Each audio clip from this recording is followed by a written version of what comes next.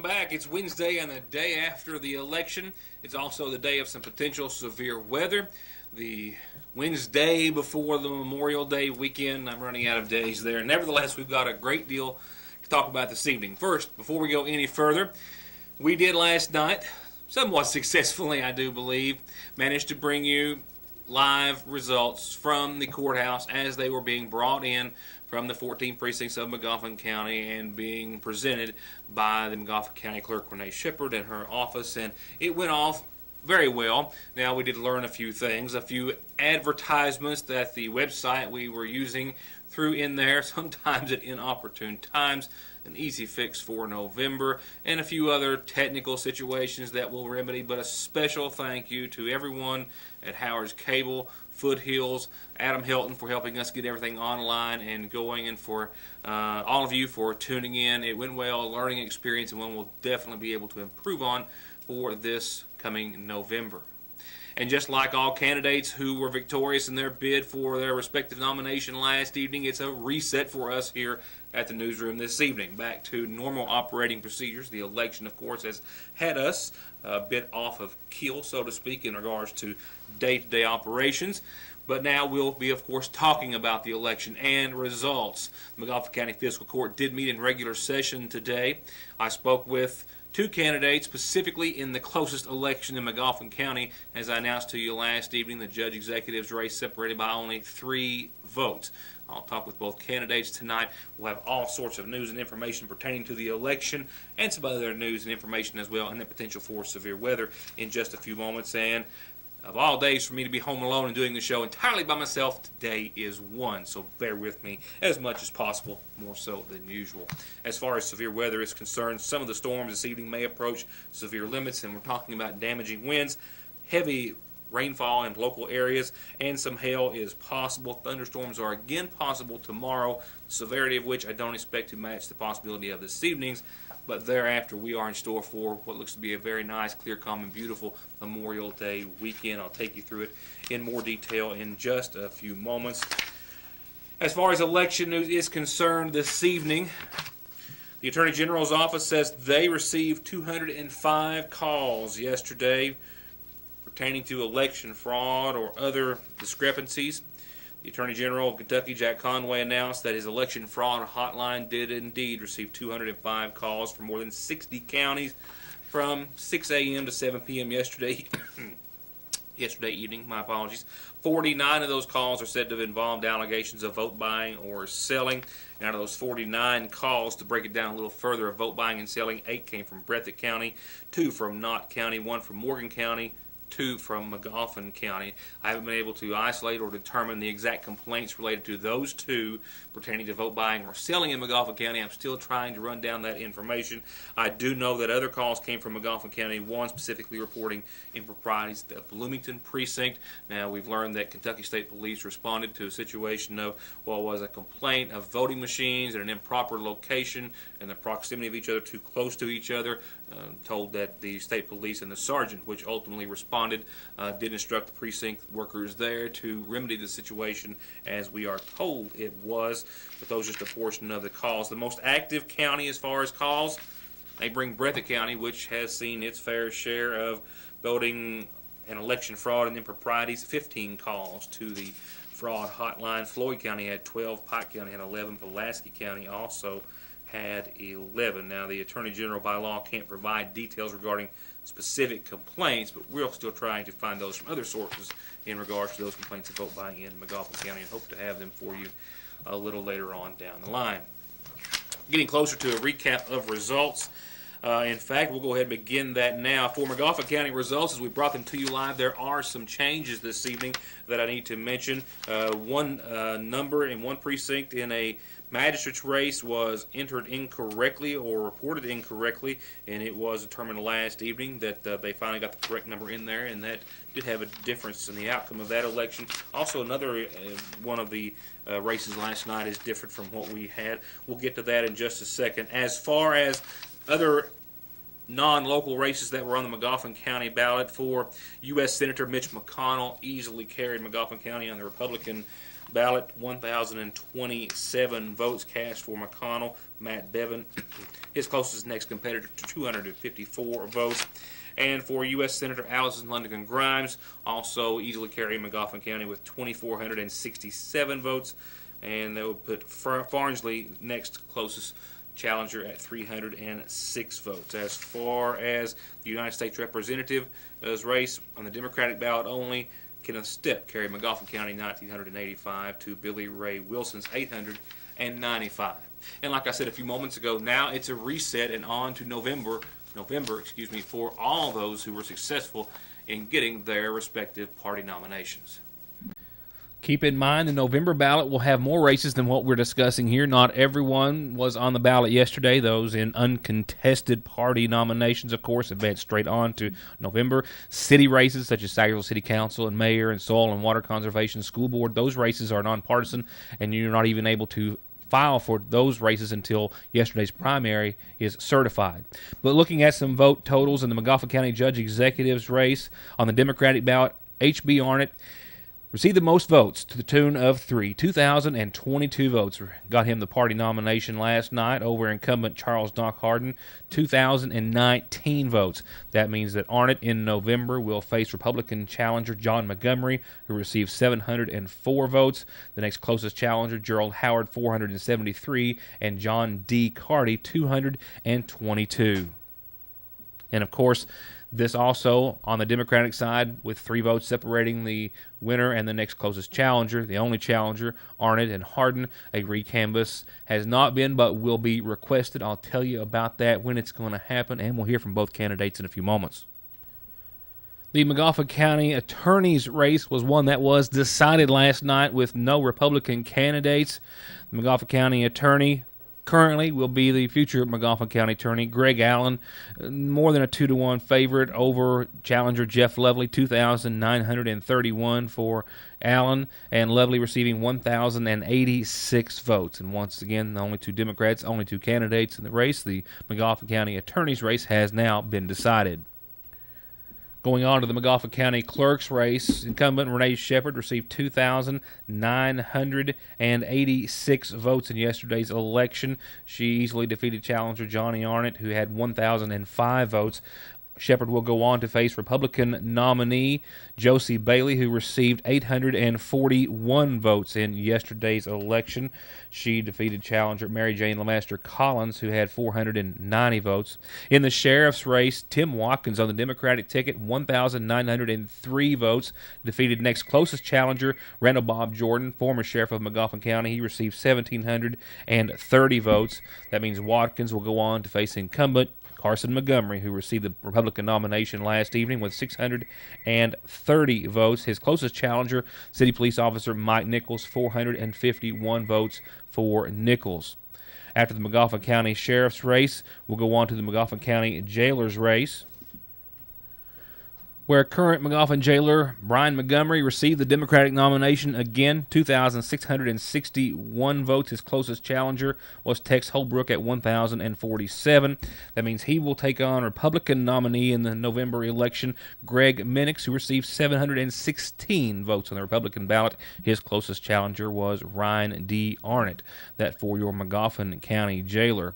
From there, we'll go on to the coroner's race, also a race which will go on to the November election, but there was no Republican candidate or race this time around. One Republican challenger who, of course, advanced on to November. But 2 Democrats faced off last night. Incumbent Mark Jenkins, 2,424 votes, nearly a 2-to-1 margin over challenger Michael Paul Howard, who received 1,456 votes.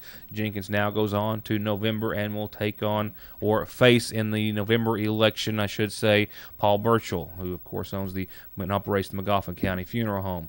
For the magistrate's race in District 1, the Democratic side, incumbent Rooster Reisner, 719 votes over closest challenger Ralph Doug Allen, who had 410. That means the race in November will be between he and Republican nominee Brandon Chicken Wing Minix, who received 214 votes. His closest challenger was Terry Hensley, 198 votes.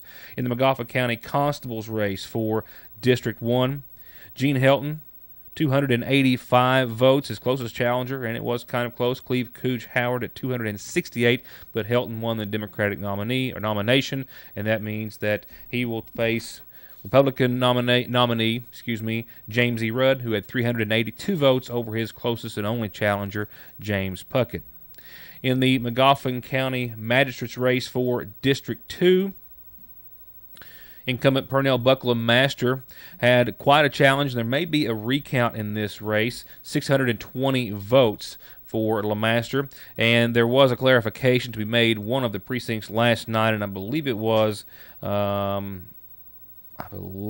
State Road for Gary Ward. Had him down as 5 votes from the machine, but in fact it was later determined to be 97, and that put his total up to 606, so 14 votes separating that. And of course LeMaster will go on now to face Republican challenger. As I back up there just a bit, Johnny Bentley, who received 268 votes over closest challenger Thomas R. Tommy Salyer at 201.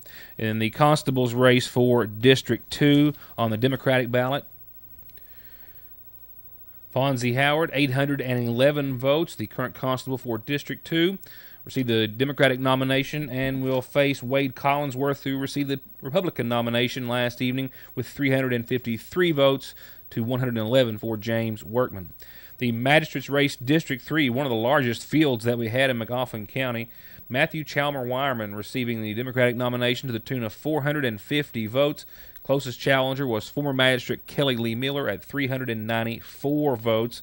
Thereafter, the next candidate fell back to 151 for Everett Allen. That means Wireman, in his first attempt at magistrate, will take on incumbent Ronnie Lovely, who is the District 3 magistrate. He received 121 votes last evening. Now, we announced incorrectly last evening that he had 109 votes or something of that nature, and Robert Lee Patrick had 116, and that was incorrect. Robert Lee Patrick was the second closest challenger on the Republican ticket. Ronnie Lovely, the incumbent, did have 121 votes and received the Republican nomination again.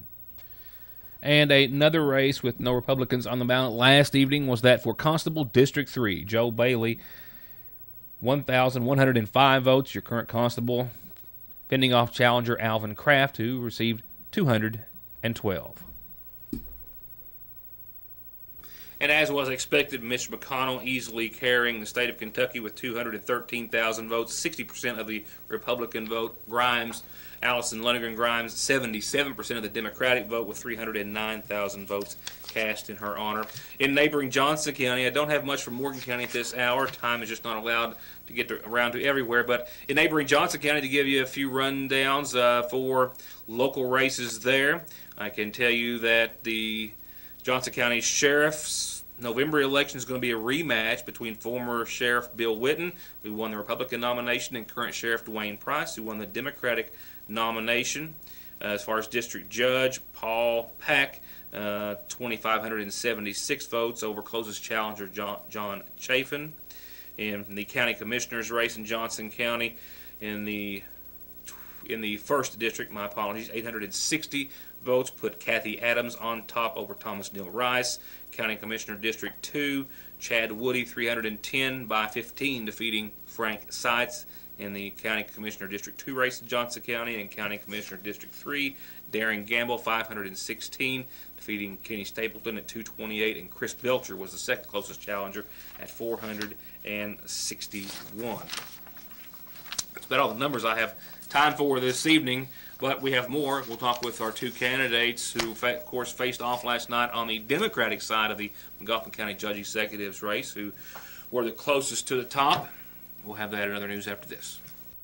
To help you relax and enjoy the weekend, your Sayersville Lee's has put together a Memorial Day weekend special to remember. You can get free chicken this Friday, Saturday, Sunday, and Monday. That's 4 extra legs or thighs with every 8-piece box of chicken or 8-piece family meal deal. 6 with every 12-piece, 8 with every 16-piece, or 10 extra legs or thighs with every 20-piece box or family meal deal. Friday, Saturday, Sunday, Monday, and only at your Sayersville Lee's. Just as warm and as inviting as the colors of spring are the smiles of those who offer long-term nursing care needs and short-term rehabilitation, all with a standard of excellence and a tradition of caring. At your home away from home, Sagersville Nursing and Rehabilitation Center. Now to the end of May, a big spring landscaping sale at Frito Rocks with 20% off all mulch, and River Rock is $5 off every ton. And always in stock galvanized and plastic pipe, masonry sand, and always the cheapest price on rock with all sizes from DGA to 57s to Class 2 and 3 on the ground, plus delivery, excavation, and dozer services with special hours of Monday through Friday 4:30 till 9 p.m. and Saturdays 9 till 4 at Frito Rocks on Route 7. Call now for orders 496-7776. Premier Auto is all about what's here and now. A 2011 Camry, now $13,950. A 2013 Optima, now $19,450. An 011 Kia Soul, just $15,950. And a dare to compare 2011 GMC Sierra, $13,950 at Premier Auto in Paintsville. From time and money-saving services like their overdraft protection, telephone and online banking services, to finding the right home, college, or car loan, to personalized checking and savings accounts designed around your exact needs, Sagersville National Bank is still your best choice and the same locally owned and operated bank that's been looking out for your family's financial health since 1902. Sagersville National, restoring the piggy bank population one savings at a time. Have you ever noticed how many insurance commercials and advertisements are on television nowadays? You can't watch your favorite program without seeing a little pig or green lizard trying to sell you insurance and get your money for their premiums. But let me ask you this. If you have been in a serious wreck, do you really think that you are in good hands of the insurance companies when you have lost wages, medical bills, and pain and suffering from your head to your toes? The answer is no. If you want to truly be in good hands, give me a call. I'm attorney Donald Wayne McFarland.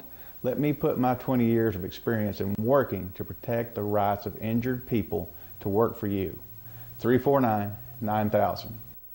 Brand new to the viewing area, but a family-owned power sports business since 1964. M&M Power Sports on New 460 in Staffordsville is loaded with Kawasaki and Polaris ATVs and side-by-sides and savings, rebates, and financing to put you in control of your next adventure with parts, accessories, a full test riding facility on site, and professional service for every make and model at Kentucky's Power Sports Authority. M&M Power Sports on New 460 in Staffordsville. I've got McGoffin County Fiscal Court coverage. I'm hoping to be able to work that in. I haven't had time to completely edit all of that footage as of yet, and we'll have interviews with Charles Doc Harden and H.B. Yarnett, who, of course, faced off and were separated by a mere 3-vote margin in last night's county judges race. Their remarks in just a few moments. Let me get you tuned into what's happening, though. First of all, on tonight's community calendar, brought to you by McGoffin Farm Bureau. Birthday wishes that were for yesterday, but because of our programming schedule, couldn't get it on till today. Happy belated birthday to Nora A. Bauer, from Allison to Sherry Hunter, Wes, and Tara. Happy belated birthday to you, Nora. I also had a happy anniversary wish come in, and I'm just trying to find it. This one, it does, I found. Happy anniversary wish that came in on Monday's program, late Monday evening. Charlena and Jesse Reisner, a happy anniversary to you. If throughout the hustle and bustle of the election you phoned in some calendar announcements, I don't have them on tonight, or other announcements, please get them to us. Because I'm sure that I have this sinking feeling that there's some more laying around here I can't get my hands on. Nevertheless, the McGoffin County Head Start program is taking applications for the upcoming school year. They'll be accepting applications earlier for the new school year, so you can get started today, 349-3488, if you would like to give them a call. The McGoffin County High School dance team and boys basketball team has a horse show set for May the 31st. Looks like 28 classes, and they've got the show starting at 5 o'clock, May the 31st. Down at the Sagersville McGoffin County Equestrian Rink on 460. Call 496-5557 if you've got any questions. That's Andrea Preston, who is organizing the event. We'll tell you more about it soon. It's May the 31st. We've got a few days to remind you. Just a quick reminder before we go on to the rest of the program. If you've got a calendar announcement, this is how you get it to us. Mail, phone, fax, email, Facebook, or drop it off here at the newsroom. It's always free. Faster, friendlier, family-owned Parkway Pharmacy, open 8:30 till 6:30 Monday through Friday in the new McGoffin Medical Plaza under the care of local pharmacist Jesse Rudd. To make Parkway Pharmacy your pharmacy, come by or give us a call at 349-4400. You can be playing, relaxing, and enjoying your brand new lifestyle in just days with one call to Baker's Pool Supply. Over 38 years of professional installation at affordable prices on above ground and in-ground swimming pools. Or if you're ready to open your pool for the season, you need a new liner, a solar cover, some parts, or the bested BioGuard chemicals or salts, Baker's is your full-service answer, serving all of Kentucky and surrounding states with complete satisfaction, and they offer financing. 800-633-7102 or bakerspoolsupply.com. Just in at the seasonal shop in Sagersville, Main Street Collectibles in McGoffin County colors, including cups and jewelry and bows and maroon and white chevron bags that you can have monogrammed, and Bible and journal covers and bags and casserole dish carriers that all can be monogrammed too. They've got flags to proudly display your colors for derby time, and monogrammed beach towels and cute cover-ups for the pool or vacation time. All at Fraser's Prater Drug Seasonal Shop in downtown Sagersville, next to the drugstore and the Radio Shack. Wheel alignments, oil changes, brakes, suspension work, and tires. Thousands of tires by all the major manufacturers, all in stock and at incomparable prices. All backed with 33 years of service and experience, the area's largest tire selection, and 6 months no interest at Conley's in Paintsville. To help you relax and enjoy the weekend, your Sagersville Lee's has put together a Memorial Day weekend special to remember. You can get free chicken this Friday, Saturday, Sunday, and Monday. That's 4 extra legs or thighs with every 8-piece box of chicken or 8-piece family meal deal. 6 with every 12-piece, 8 with every 16-piece, or 10 extra legs or thighs with every 20-piece box or family meal deal. Friday, Saturday, Sunday, Monday, and only at your Sagersville Lee's. Appalachian Wireless has the latest technology in wireless with the most affordable price. It's the new Samsung Galaxy S4 Mini. This phone does it all in a brand new size. It has expandable memory with up to 64 gigabytes, a great 8-megapixel camera with flash and autofocus. It even has a front-facing camera for Google Hangout. The Samsung Galaxy S4 Mini. Buy one at $49.99. Get the second one for only a penny when you sign up for service. Appalachian Wireless. Better service, bigger savings. At the end of every race, Mark Martin hangs up his driving gloves. He hangs up his fire suit. And he hangs up his helmet. Which is why he picks up his phone and opens the ER Extra app. The app shows ER Extra wait times, locations, and more. It's the one safeguard Mark Martin is never without. ER Extra at Paul B. Hall Regional Medical Center. Extra fast, extra easy, extra great. With many of the polls during voting yesterday, it was a similar account from everyone. Turnout appeared to be low and slow in McGoffin County to the tune of about 55%. Out of McGoffin County's 10,101 registered voters, 5,613 turned out yesterday, 55.57%. Now, we are expecting, it has not been filed, but County Judge Executive Charles Hardin confirmed to us in the following interview that he is going to be filing a request for a recanvass. The deadline to do so, according to the McGoffin County Clerk's Office, is Tuesday, the 27th. That's next Tuesday. The deadline for any and all candidates to file a recanvass or recount taking place next Thursday beginning at 9 o'clock in the morning. So next Thursday will be the official recount to see if there are any changes. Now, we have had recounts change races before. You may recall 4 years ago, a constable's race was tied. Recanvass determined that, in fact, there was a 10-vote difference between the two. And, of course, we won't know until all the results from last night, still unofficial, are indeed certified. What we do know is that the election appears to have been separated by a 3-vote margin between 2 Democratic candidates, one of which will go on to November. Thoughts on the election last night? It's close. What were you expecting, and what were your I thoughts said today? from day one it was close. It was going to be close. He's a very formidable opponent. He's a very good man. At the request of several of my supporters, I've requested a recanvass. really probably won't change it. If it does, then we'll deal with another one, I'm sure. And I expect him to be the next judge to sit at this table, and if there's anything I can do to help Judge Arnott, he should let me know, and any advice I give him for the first year will be in private.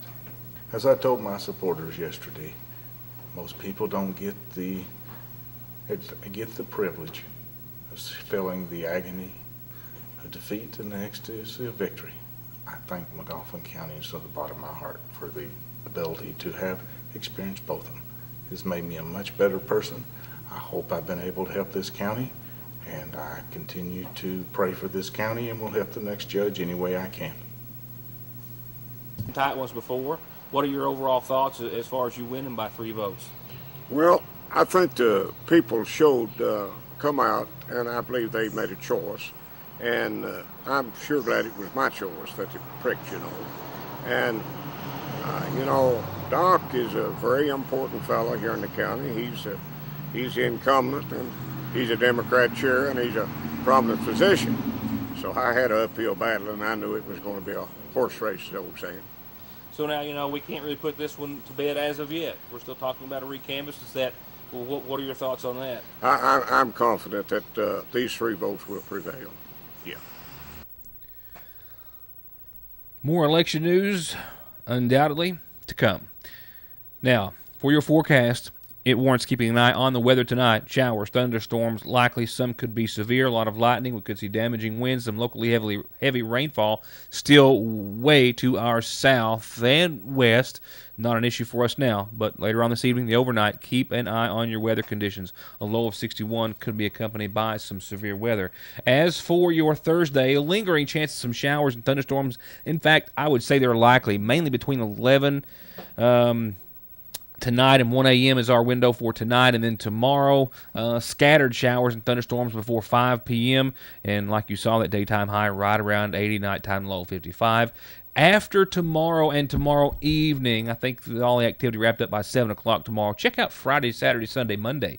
75, mostly sunny, few clouds late, 51 for your low Friday night.